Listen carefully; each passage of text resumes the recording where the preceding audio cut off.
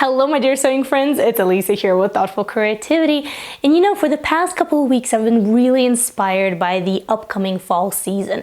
So in this video I really want to share with you 7 beautiful fall inspired DIYs. All of them are really simple, really straightforward, which means that if I can do them, then you can do them for sure. Yet each one of them will provide you with sort of like a blank canvas for your creative juices. So I'm really excited to dive into it and do them together with you. So let's get started.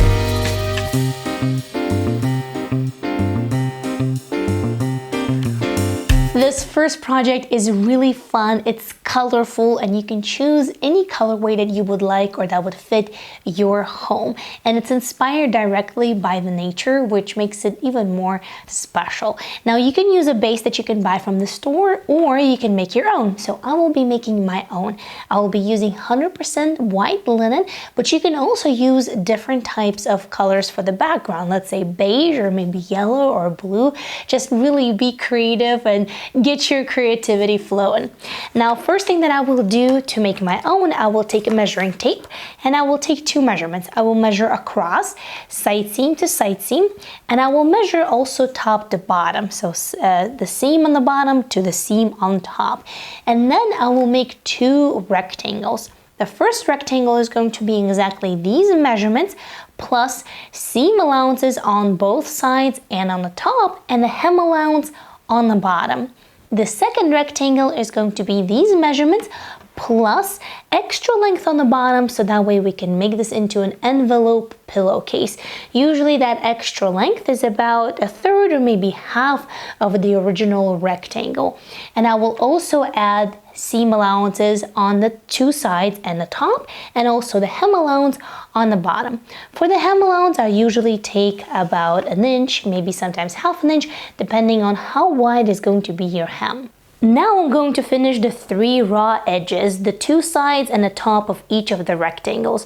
I'm going to do that on my serger, but you can surely do that on a sewing machine by using a tightly spaced zigzag stitch or an overcast stitch. Now we're going to finish the bottom of each of the rectangle, and that is going to be very easy with a double fold hem. For me, that means I will fold it in once by 1/4 inch, and you can give it a really good press with iron. That will help you out greatly to get a really nice crisp hem. And fold it in one more time by another 1/4 inch. And then we're going to stitch right here on the edge, away from the edge of the fabric, but we're going to stitch on the edge of that double fold hem, just with a straight stitch on your sewing machine.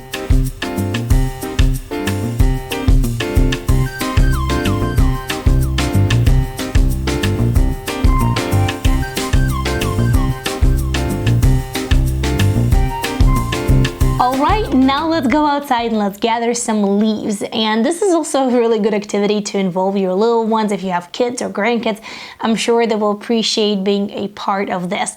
And you can turn it into sort of like a nature scavenger hunt. You want leaves that are different shapes and different sizes, because that's what's going to make the whole composition a whole lot more interesting. Alright, now that we are back, I'm going to grab the rectangles that I have prepared and I will attach it on a surface that will not leak through. So I have these stretched canvas that are still in the packaging, so they still have this sort of like saran wrap on top of them, and I will take some painter's tape and I will place them on top of that saran wrap packaging, and I will secure them with the painter's tape. And then I will try to finagle these leaves on top of my white linen rectangles. And I will do that by sort of making these little painter's tape loops and really pressing those leaves on top of my fabric. Then I have mixed these colors here. Each one of them is 1:1, so part acrylic medium pour fabric and part acrylic paint. And I'm just going for different colors, whatever speaks to me in a moment, whatever it feels like fall. And I'm also grabbing a natural sponge in order to dab these on top of my fabric.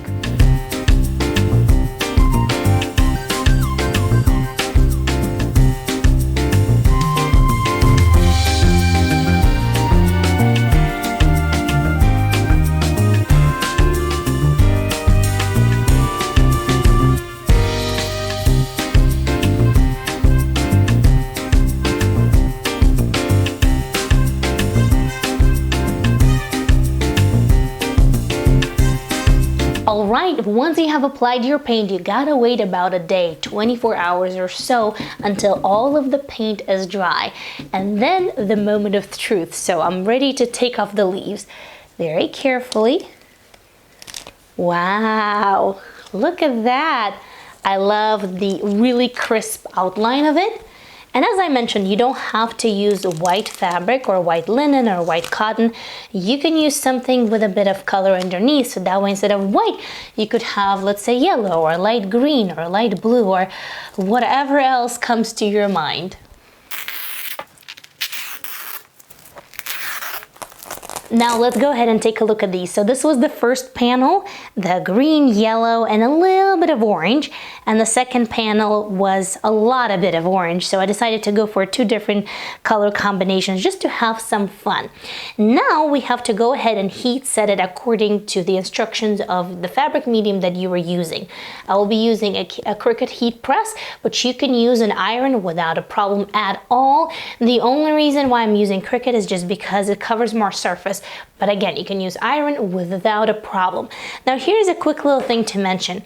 Because I am using acrylic paint, it does stiffen the fabric. But because these are going to be throw pillow for the sofa, I'm not really that concerned about that. Different fabric mediums and different fabric paints will have different effect on fabric. So definitely keep that in mind. Now that both of these have been heat set, we only have one last thing of sewing to do, and that's it. We're on the finishing line. So what we want to do is we want to take the larger panel and place it like this.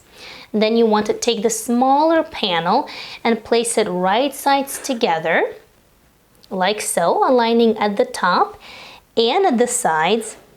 And now this extra bit of the larger panel, we want to go ahead and fold it in, so that way this part meets the edge, like so.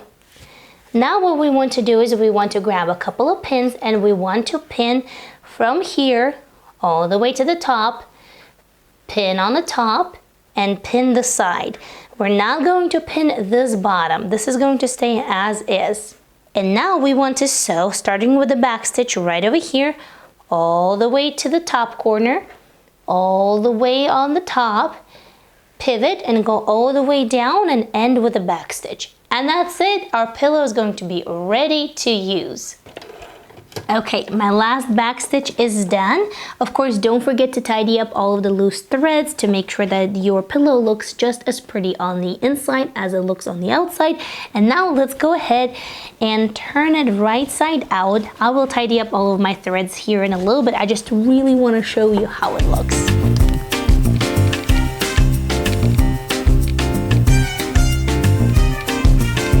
As you can see, here's that little envelope closure that's on the inside now. And let's put the pillow in. Ta-da! I think that this project has a ton of potential, so you can really play around with colors and shapes and really have fun with it.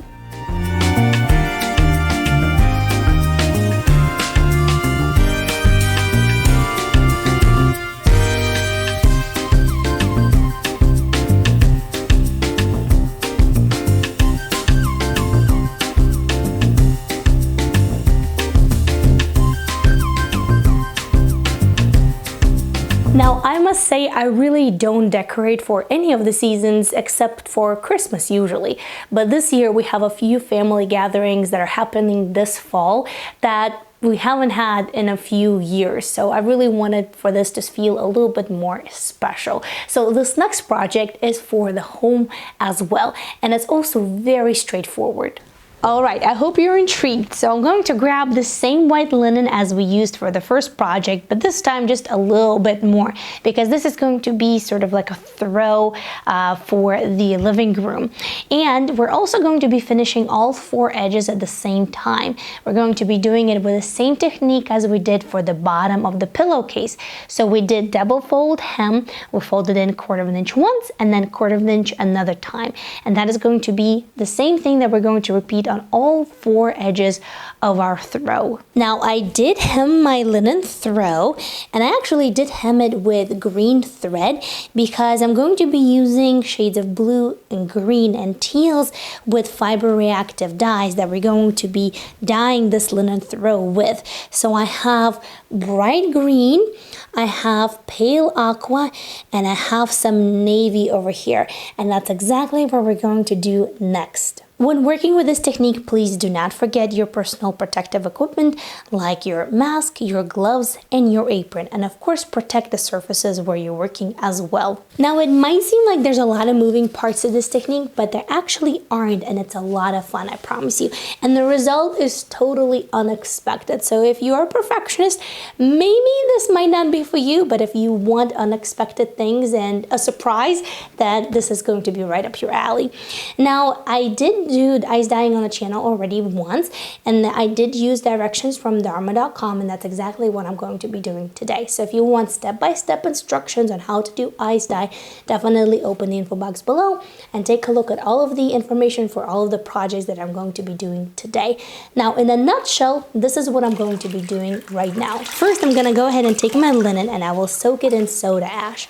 And while that is happening, I will go ahead and prepare my work area where this linen is going to be covered with ice and then sprinkled with dye. After that comes the fun part. I find that these little foil balls work really well in order to create beautiful bloom patterns on the fabric. So that's what I'm doing here. I'm just packing these little blooms and sort of crunching the fabric so that way it creates peaks and valleys.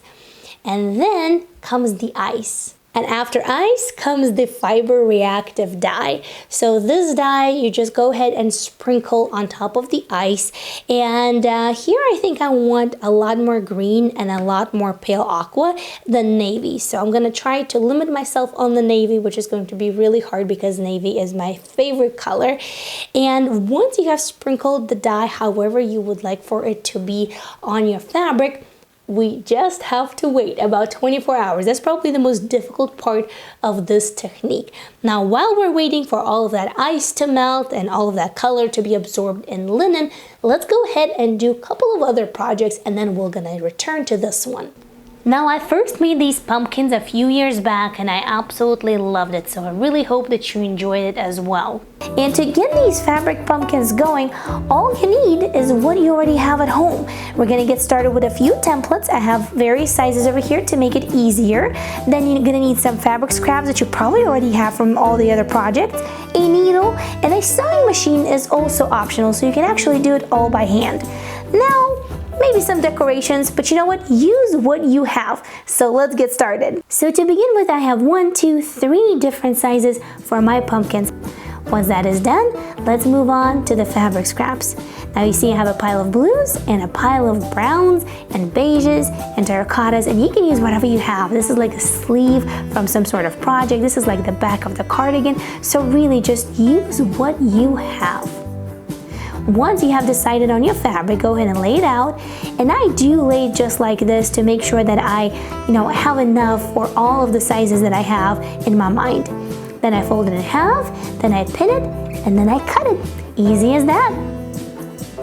My sizes, as you see, come already with seam allowances, and seam allowances are going to be so little, it's really not going to make too much of a difference. And after I have them all laid out, let's go ahead and give them a press. There we go. Nice and non-wrinkly. The next thing that you're going to do, you're going to take the fabric, fold it right sides together, and I'm going to stitch this side on all of them. You can do it on the sewing machine, you can do it by hand, whichever way is easier for you. Once all side seams are done, this next step I usually do just manually by needle and thread. And you can use sewing machine without a problem, but I do find that needle and thread in this case work a lot faster and a lot more convenient.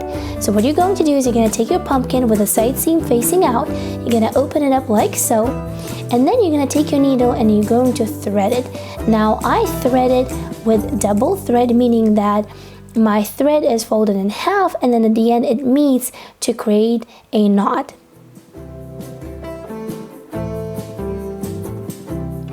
Once that is done, you're going to use a running stitch, which is basically just in and out, in and out, and you're gonna do it all around the bottom of your pumpkin.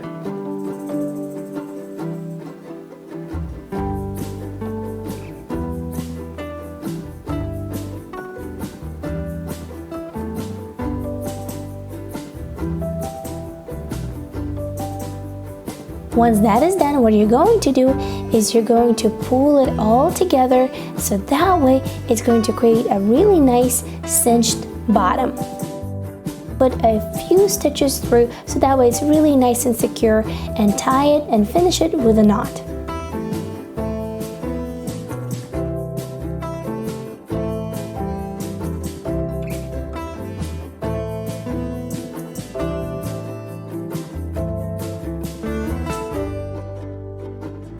Once you've clipped the thread, go ahead and turn your pumpkin inside out, and repeat this step for all of the other pumpkins that you have.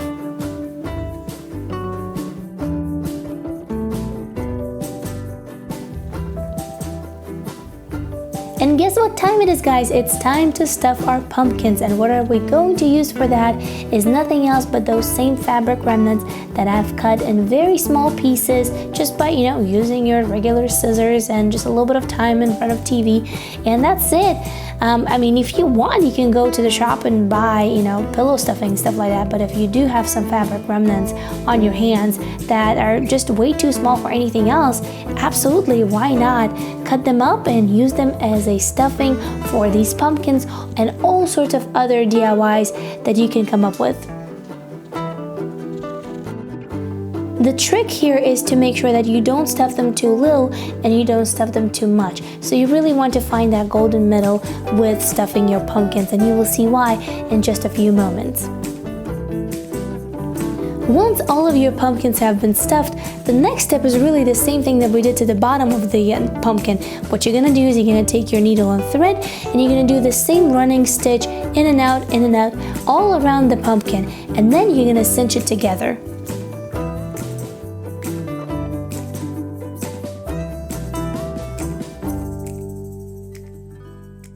Do the same thing a few stitches through to make sure that it's really nice and secure, but instead of clipping the thread, this is what we're going to do next. Take your pumpkin and take that thread and needle that is still attached to it and pull it down the side of the pumpkin, and pull it really nice and tight so that way it will create a segment. Take a look one more time. You're gonna pull it down the side of the pumpkin, and then you're gonna make sure that it's nice and secure by doing a couple of stitches on the bottom of the pumpkin.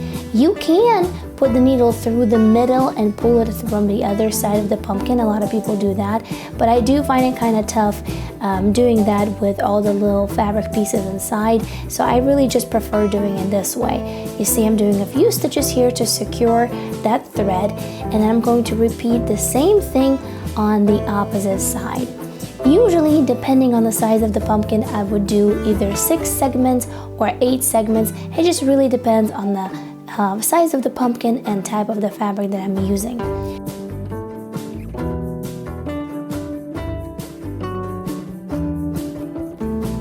Once you have created as many segments on your pumpkin as you want, definitely make sure that you secure your thread by tying a knot.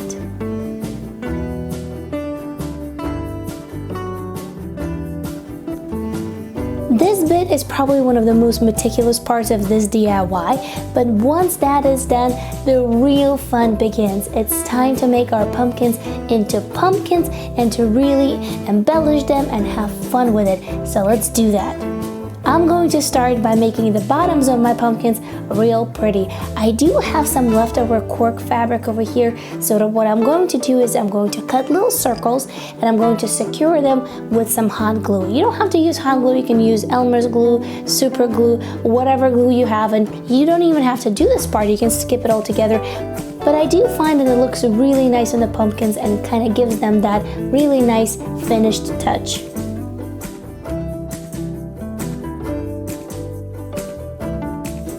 For the stems, I'm going to use the same exact cork fabric.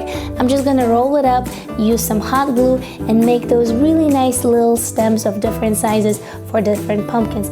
I've seen some people use cinnamon sticks, I've seen some people use wine corks, I've seen some people use felt. Use whatever you have at home and just have fun with it.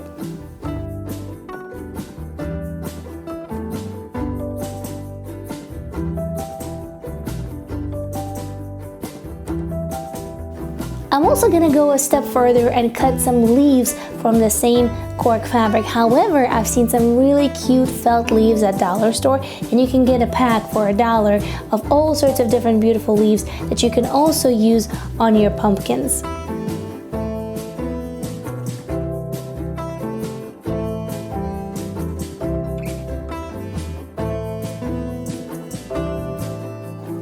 As a very last step, I have this beautiful glittery, shimmery, kind of like burlap fabric that I've been hoarding for a while now. So it's the right project to use it for. And I'm gonna cut some really nice little strips over here, and I'm gonna tie these little scarves around my pumpkins just to really give that nice fall season feeling. And there you have it, a lovely scrap busting project that you can make as a gift or as a decor element. All right, so it's been overnight. Wow, look at that green. That's really bright green. And here we see even a little bit of yellow and some magenta. I told you there's gonna be some unexpected surprises when it comes to eyes dyeing. So now I'm gonna go ahead and I'm gonna put that in laundry with professional laundry detergent, and then we'll be ready to do the final reveal. So while that is getting done, let's go ahead and get crafty with another project, and then we will take a look at this linen throw. A lot of times when cooler weather hits, I also feel like sitting down and writing some greeting cards or letters. And yes, I actually do that. Those who know, you know.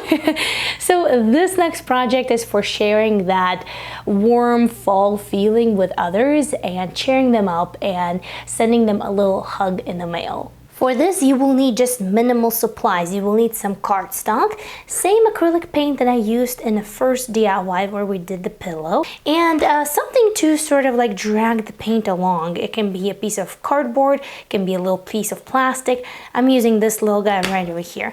And what I'm going to do is very simple. We're gonna go ahead, grab the colors and dab a little bit here on the side of our paper or cardstock. Regular paper is not going to work because it's going to be too thin, so definitely use some cardstock. Now what I'm going to do is I'm gonna go ahead and take this little guy right over here and I'm gonna mix these just a tiny bit. Now I'm gonna go ahead and lay this down like this, and with a wave-like motion I'm going to scrape the paint.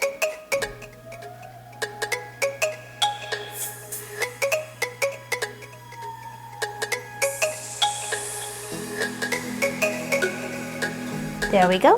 Whatever is left you can use up on the next piece of cardstock. There we go. And now let's go ahead and let them dry. After that, let's prepare the base for our greeting cards. It can be a square or it can be a rectangle. So really easy using the same cardstock that we used for the paint. Then let's go ahead and cut the rectangles or squares from the colored cardstock and glue them on top. And then add a little sentiment, and that's it. A beautiful greeting card for this fall season is done and is ready to cheer somebody up. All right, so this is straight out of the dryer, and as always with ice dye, you really never know what you're gonna get. So the color is interesting. It has that sort of like a super bright green. I did add just a little bit of blue, but as always, it was a bit too much. And of course we get some interesting blooms here and there, and also some specks of magenta and a little bit of yellow. So it definitely is a surprise as always. It came out a little muddier than I thought it would be, but I like it either way, so all is good here. For this next project, we're going back to the shape of the rectangle. Now I have two of these here because we're going to be making 2 tea towels for the kitchen. Now each one of them has already been hemmed with the same technique that we did in a previous project for the linen throw for the living room. So you already know how to do that. Double fold hem on each side, about 1/4 of an inch, maybe 3/8 of an inch wide. Now these are white and this is the same linen, but I would like for them to be in color. So the first step for me is to dye them. You can of course purchase fabric in any color that you would like, or even any pattern that you would like.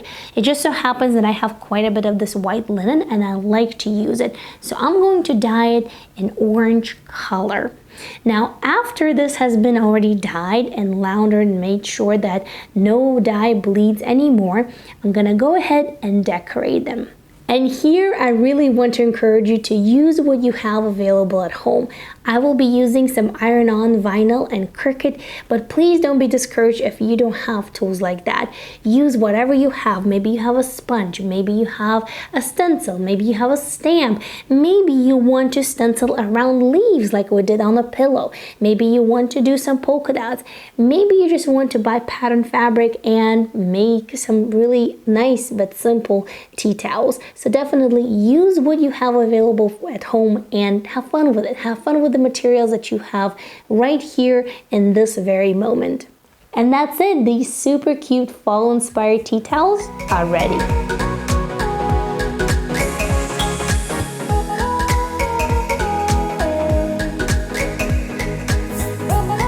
For this next DIY, we're going to be doing something a little bit different. We're going to make a fall inspired candle. It's a lot easier than it seems. There's just a couple of steps, and I'm not a professional by any means. I got back into candle making for the past couple of years, and before that I maybe made a candle or two way back when. So I will leave for you instructions and tutorials from people who know way more about candle making than I do in the info box underneath this video. But in a nutshell, all you do is you take some wax, and I'm using soy wax, and you take an appropriate amount, then you melt it, and you add your fragrance oils. Now all of the amounts and when to add, what's the temperature, as I mentioned, I will leave the links for the instructions and tutorials that I'm using in the info box below. Then you wait a little bit until it cools down, and while you do that, you secure the wick inside of the container where you're going to be pouring your candle. Once that is done, you just go ahead and pour the wax and wait until it sets, and that's it.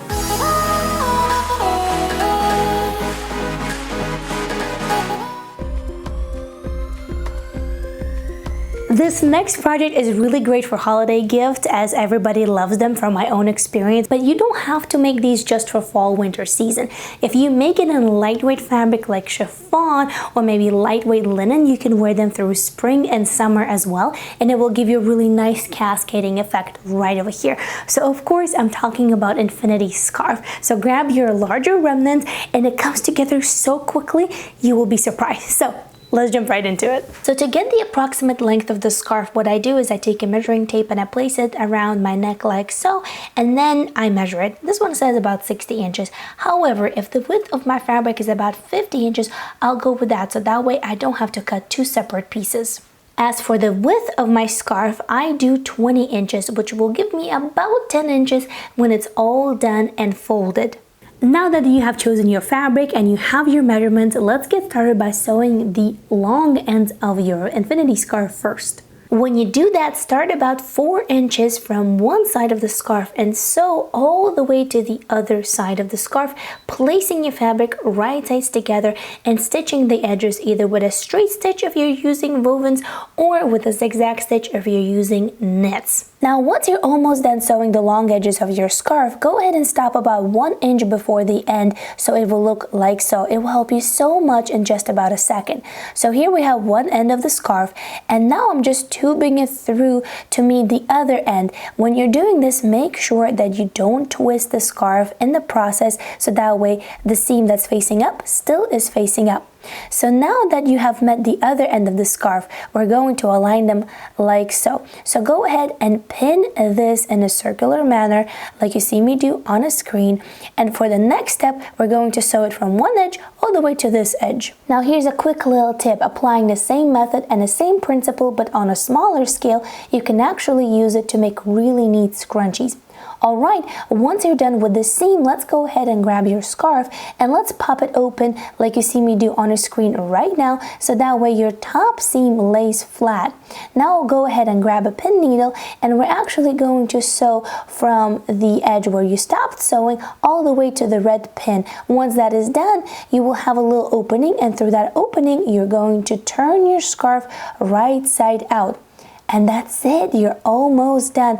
The last step is to close this little opening over here. So grab a thread and a hand sewing needle and stitch it closed, and you are done. Now for me, it's a little bit difficult to say which one is my favorite because I've made them all, so I feel a little bit of attachment. But how about you guys? Let me know which of the projects is your favorite, or maybe which one you would like to make. Let me know in the comments below. Subscribe and like this video. And if you want to start making some of the things for the upcoming Christmas season, like little stocking stuffers, then definitely check this video out right over here. A list of beautiful and useful stocking stuffers that you will find right over here. I'll see you in the next video. Until next time, happy and thoughtful sewing. Bye!